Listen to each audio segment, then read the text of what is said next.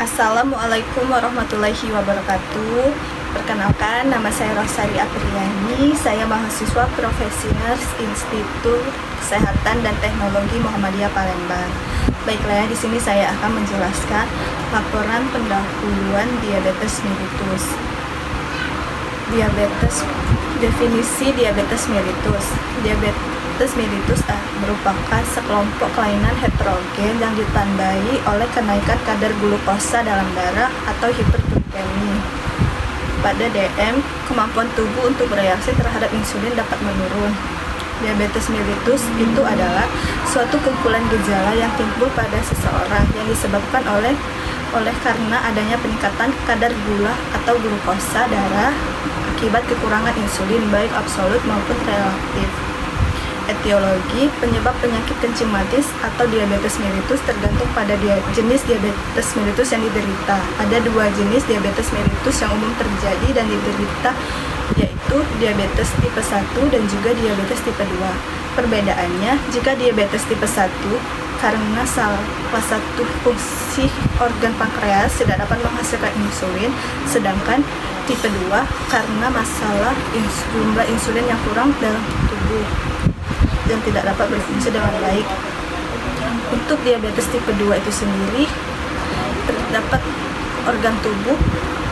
Hal ini terjadi karena ada penurunan sensitivitas dari insulin atau resistensi terhadap insulin, atau semacam penurunan produksi jumlah insulin. Ada beberapa faktor yang dapat meningkatkan resiko seseorang mengidap diabetes. Yang pertama itu usia, yang kedua ras, yang ketiga riwayat keluarga, yang keempat distribusi lemak, yang kelima jarang melakukan aktivitas fisik, yang keenam obesitas, yang ketujuh prediabetes, yang kedelapan diabetes gestasional, yang kesembilan sindrom ovarium polikistik. Untuk patofisiologinya itu sendiri, diabetes mellitus tipe 2 itu termasuk sindrom heterogen yang ditandai dengan adanya kelainan metabolisme karbohidrat dan lemak. Penyebab dari adanya diabetes yang kedua itu multifaktorial yang melingkupi unsur genetik dan lingkungan yang dapat mempengaruhi fungsi sel beta dan jaringan seperti jaringan otot, hati, jaringan adiposa, dan pankreas agar dapat sensitif terhadap insulin. Namun demikian, mekanisme atau penyebab mengendalikan interaksi pada kedua gangguan tersebut sehingga sampai saat ini tidak diketahui dengan pasti penyebab terjadinya diabetes mellitus. Pathway diabetes mellitus itu sendiri, yang pertama, predisposisi, obesitas, gaya hidup, atau faktor keturunan menyebabkan terjadinya diabetes tipe 2. Kemudian insulin tidak cukup atau resistensi insulin, PALU. Infusiesi insulin mengakibatkan metabolisme karbohidrat menurun sehingga glikogenesis menurun dan glikolesis meningkat, mengakibatkan glukosa darah menurun sehingga terjadinya hiperglikemi. Dan juga dari insulin yang tidak cukup atau resistensi insulin berkurang mengakibatkan risiko ketidakseimbangan kadar gula darah dalam tubuh yang menyebabkan metabolisme protein turun. Akibatnya tubuh kurus, dan untuk diagnosanya itu menunjukkan ketidakseimbangan nutrisi dalam tubuh. Kemudian dari metabolisme lemak, hipotesis meningkat, hipoglikemi menurun, mengakibatkan asam lemak bebas meningkat, kemudian mengalami penurunan massa otot dan kelemahan untuk mobilitas fisik. Kemudian glukosa tidak bisa dapat masuk ke sel, kain massa lapar, polipagi atau kain massa lapar, sehingga mengakibatkan kekurangan volume cairan. Untuk komplikasi itu sendiri, yang pertama mata, yang kedua pendengaran bisa terganggu, kemudian ada kulit, yang keempat ada kaki, kelima gangguan seksualitas, keenam gangguan penyakit Alzheimer, yang keenam gangguan saraf neuropati. Untuk manifestasi klinisnya itu, yang pertama itu tanda-tanda gejala umumnya itu kurang lebih memiliki berupa penderita diabetes mellitus. Pertama itu buang air kecil di malam hari dengan intensitas tinggi dalam artian sering. Yang kedua, merasa lapar dan haus meskipun telah cukup makan dan minum. Yang ketiga, merasa lelah meskipun sudah istirahat yang cukup. Yang keempat, gangguan penglihatan. Yang kelima, penurunan berat badan secara drastis. Untuk pemeriksaan penunjangnya dapat dilakukan tes ilikat hemoglobin atau AIC. Pada tes darah ini bertujuan untuk memperlihatkan berapa kadar gula darah rata-rata di dalam tubuh selama 2 hingga 3 bulan terakhir. Yang kedua itu ada tes gula darah acak. Sampel darah akan diambil pada waktu acak. Pemeriksaan itu biasanya dilakukan pada miligram desiliter atau milimoles per liter. Yang ketiga itu ada tes gula darah puasa atau diabetes. Pada pemeriksaan ini sampel darah hanya diambil setelah pasien puasa semalaman. Tingkat gula darah puasa itu menunjukkan angka kurang dari 100 atau 5,6 ml adalah normal. Kemudian tes toleransi glukosa oral. Proses yang dijalani pasien tidak berbeda jauh dengan gula darah sewaktu pada berpuasa.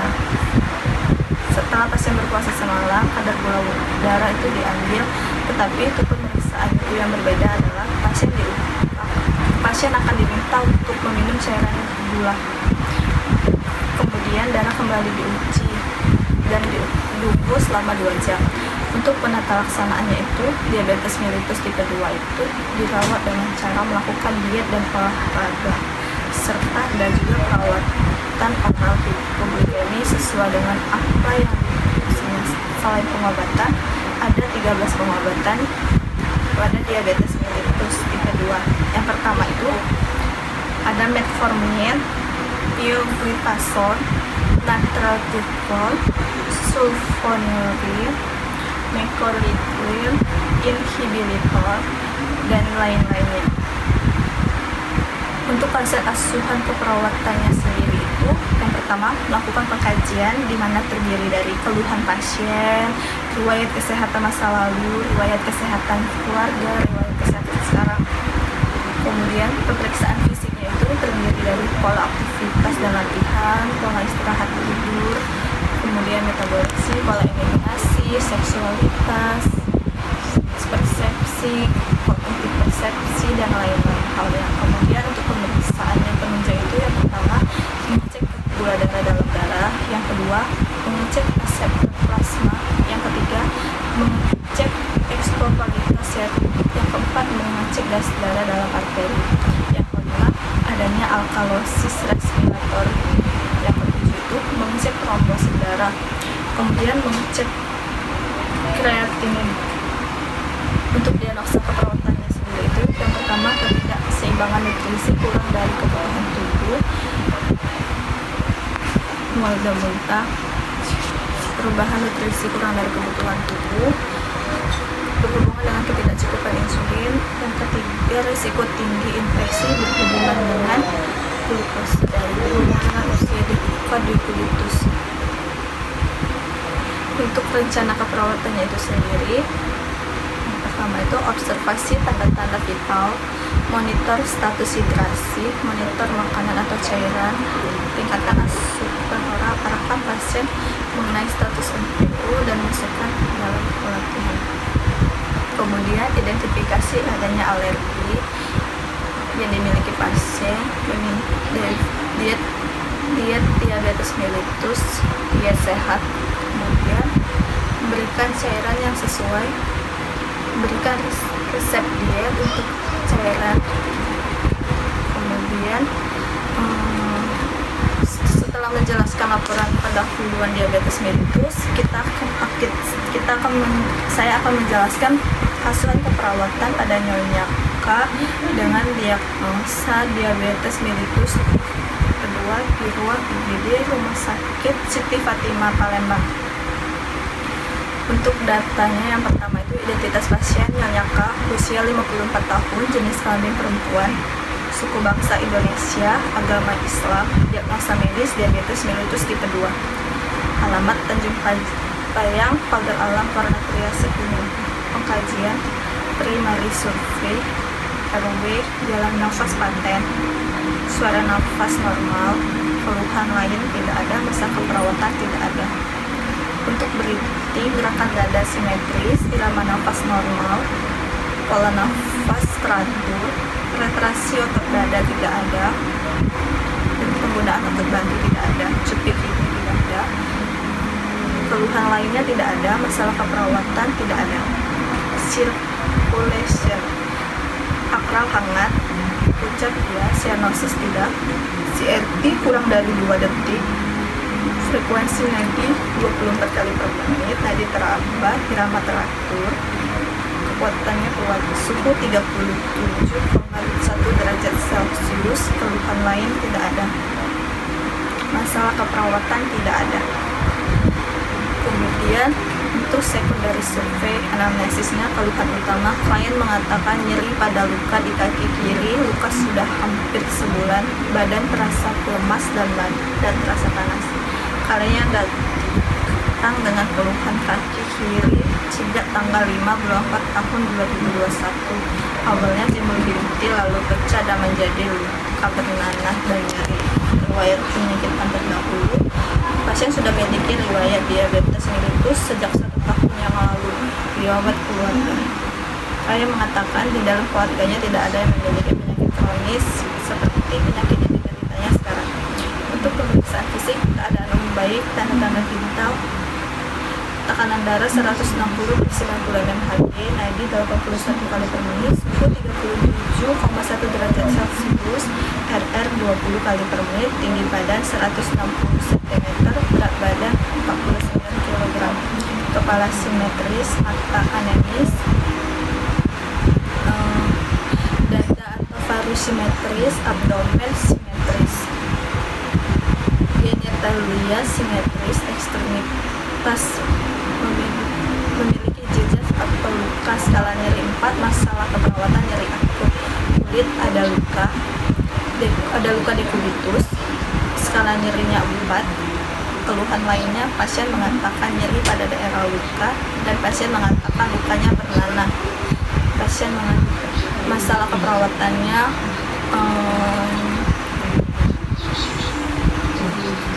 terus tetap semangat.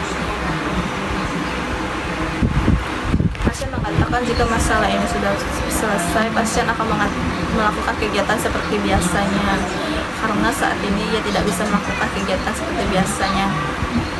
Untuk masalah keperawatan, tidak ada masalah keperawatan. Kebutuhan edukasi, tidak terdapat hambatan dalam pembelajaran. Untuk diagnosa dan manajemen penyakit, pasien sudah mengetahui. Kemudian untuk pemeriksaan tentunya, hasil laboratoriumnya, hematologi hasilnya 843.000, untuk hasil glukosa sewaktunya 73. Penata laksanaannya, injeksi. Untuk terapinya itu yang pertama diberikan sindramisin 2x1, glimetripin 2 gram 1x1. Untuk analisa data, klien mengatakan nyeri pada luka di bagian kaki kiri. Untuk data PQRST-nya, klien mengatakan nyeri. Q, nyeri dirasakan seperti ditusuk-tusuk. R, nyeri pada luka di bagian kaki kiri, skala nyeri 4. T, hilang timbul, pasien terlihat lemah. Kompos medis, ikatan darah 160/90 mmHg, SpO2 100%, nadi 81 kali per menit, suhu 37,1 derajat Celcius, RR 20 kali per menit, tinggi badan 160 cm, berat badan 49 kg. Kemungkinan penyebabnya itu ada agen cedera fisik, masalah keperawatan itu nyeri akut. Diagnosa yang kedua itu, klien mengatakan kaki sebelah kiri luka. DO-nya luka kaki pasien tampak bernanah. Kemudian pasien tampak meringis, Tekanan darahnya 160/90 mmHg, nadi 81 kali per menit, suhu 37,1 derajat Celcius, SpO2 nya 100%, RR 20 kali per menit, berat badan 49 kg. Kemungkinan penyebabnya atau etiologinya perubahan imunologis, kerusakan integritas kulit. Prioritas masalah yang pertama itu nyeri akut berhubungan dengan agen pencedera fisik. Yang kedua, kerusakan integritas kulit. Untuk diagnosa keperawatan, nyeri akut berhubungan dengan agen pencedera fisik. Yang kedua, kerusakan integritas kulit berhubungan dengan luka diabetes mellitus. Untuk intervensi itu yang pertama, nyeri akut berhubungan dengan agen pencedera fisik. Untuk intervensinya itu yang pertama, manajemen nyeri, identifikasi lokasi, karakteristik, durasi, frekuensi, dan kualitas intensitas dari nyeri itu sendiri. Yang kedua, identifikasi skala nyeri. Yang ketiga, berikan teknik relaksasi non farmakologi untuk mengurangi rasa nyeri dengan cara mengajarkan teknik relaksasi, menjelaskan teknik menyerangkan nyeri, kemudian kolaborasi pemberian analgetik jika diperlukan. Untuk bentuk diagnosa yang kedua, gangguan kerusakan integritas kulit berhubungan dengan diabetes mellitus. Untuk intervensinya yang pertama itu monitor tanda-tanda vital. Yang kedua, monitor tanda-tanda adanya infeksi. Yang ketiga, bersihkan dengan cairan NaCl. Kemudian bersihkan jaringan nekrotik. Lalu ganti balutan. Kemudian jelaskan tanda dan gejala infeksi. Ajarkan prosedur perawatan. Lalu kolaborasi pemberian analgetik jika diperlukan. Untuk implementasi keperawatannya itu, nyeri akut berhubungan dengan agen pencedera fisik. Klien mengatakan nyeri pada kaki bagian kiri sudah sedikit berkurang. Kemudian untuk data objektifnya, klien masih tampak meringis, klien masih tampak lemah, dan tekanan darahnya 150/80 mmHg, SpO2 nya 98%, nadi 78 kali per menit, RR 20 kali per menit, suhu 36,5 derajat Celcius, tinggi badan 160 kali per menit, 60 cm. Untuk asesmennya, masalah perawatan teratasi sebagian. Untuk B-nya, intervensi dihentikan, pasien dipindahkan ke ruang rawat inap lantai 7. Untuk diagnosa yang kedua, kerusakan integritas kulit. Data statiknya, klien mengatakan kaki di sebelah kiri masih sedikit mengeluarkan nanah. Baiklah, itu saja laporan asuhan keperawatan pada Nyonya K dengan diagnosa diabetes mellitus tipe 2 di ruang IGD Rumah Sakit Siti Fatimah Palembang yang dapat saya jelaskan. Saya akhiri, wabillahi taufiq wal hidayah. Wassalamualaikum warahmatullahi wabarakatuh.